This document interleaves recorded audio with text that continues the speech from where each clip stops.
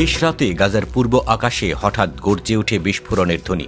খান ইউনিসের আবাসন আল কাবিরা এলাকায় ঘুমন্ত শহর জেগে ওঠে ধোঁয়া আর আতঙ্কে। ভোরের আলু ফোটার আগেই খেলা শেষ।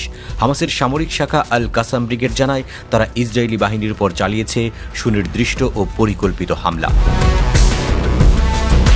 আল কাসামের এক বিবৃতিতে জানানো হয়, ব্রিগেড যোদ্ধারা ইসরায়েলি সেনা সমাবেশ এবং সামরিক যানবাহন লক্ষ্য করে অভিযান চালায়। নিশানায় ছিল একটি মার্কাভা ট্যাঙ্ক এবং একটি সাঁজোয়া বহর এপিসি। দুইটি সামরিক খননযন্ত্রও ছিল হামলার আওতায়। ইয়াসিন 105 নামক এন্টি আর্মার্ড রকেট ছুড়ে তারা এই যানগুলোকে ধ্বংস করে। সেনা ছাউনিতে এই আক্রমণের মূল উদ্দেশ্য ছিল এক ইসরায়েলি সেনাকে বন্দী করা। আল কাসাম জানায় তারা অভিযানের সময় একজন সেনাকে ধরার চেষ্টা করে, কিন্তু যুদ্ধক্ষেত্রের জটিল পরিস্থিতির কারণে তা সম্ভব হয়নি। পরবর্তীতে ওই সেনাকে নিষ্ক্রিয় করে তার অস্ত্রটি দখলে নেওয়া হয়।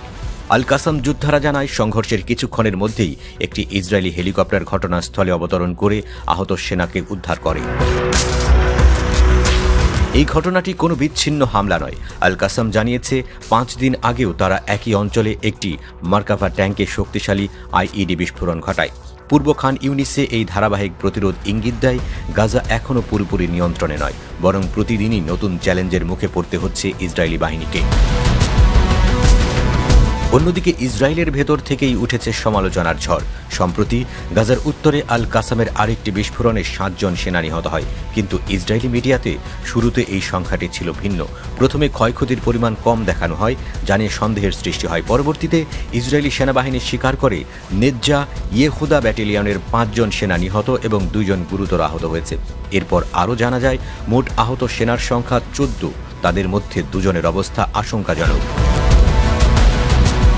এই তথ্য গোপনকে কেন্দ্র করে ইসরায়েলের ভেতরে শুরু হয়েছে তীব্র বিতর্ক। অনেকেই বলছেন সরকার পরিকল্পিতভাবেই এই তথ্য চেপে রাখছে যেন জনগণের মনোবল ভেঙে না পড়ে। ইসরায়েলি মিডিয়া প্ল্যাটফর্ম হাদাসুদ বজম্যানের দাবি, সেনাবাহিনীর মুখপাত্র ইচ্ছাকৃতভাবে প্রকৃত তথ্য গোপন করছেন।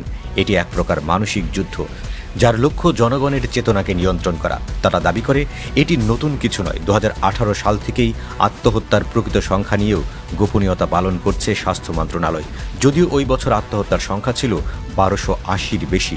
সরকার দাবি করে আত্মহত্যার হার নাকি কমেছে। প্ল্যাটফর্মটি আরও প্রশ্ন তোলে, সামাজিক যোগাযোগ মাধ্যম হোয়াটসঅ্যাপ, টেলিগ্রাম না থাকলে আমরা আদৌ কি এই তথ্য জানতে পারতাম? গাজা ইস্যুতে আজ যুদ্ধ শুধু ট্যাঙ্ক ও গোলার নয়, তথ্যেরও। একদিকে রণক্ষেত্রে দখলদার বাহিনীর বিরুদ্ধে প্রতিরোধ, অন্যদিকে গণমাধ্যমে তথ্য প্রবাহ রুদ্ধ করার চেষ্টা। ইসরায়েলের এই তথাকথিত সেন্সরশিপ কৌশল কতটা সফল হবে তা সময়ই বলে দেবে। তবে স্পষ্টতই বোঝা যাচ্ছে গাজার প্রতিরোধ শুধু অস্ত্রের নয়, বার্তারও। স্মরণীয়, মধ্যপ্রাচ্যে ইসরায়েলি আগ্রাসনের কারণে উত্তেজনা প্রতিনিয়ত বাড়ছে। ইয়েমেনি সশস্ত্র বাহিনী পর্যন্ত ইসরায়েলি বন্দরে নিষেধাজ্ঞা লঙ্ঘনকারী জাহাজ ডুবিয়ে দিয়েছে। রাশিয়া পর্যন্ত বলছে গাজায় ইসরায়েলি পদক্ষেপই পুরো অঞ্চলে উত্তেজনা ছড়াচ্ছে।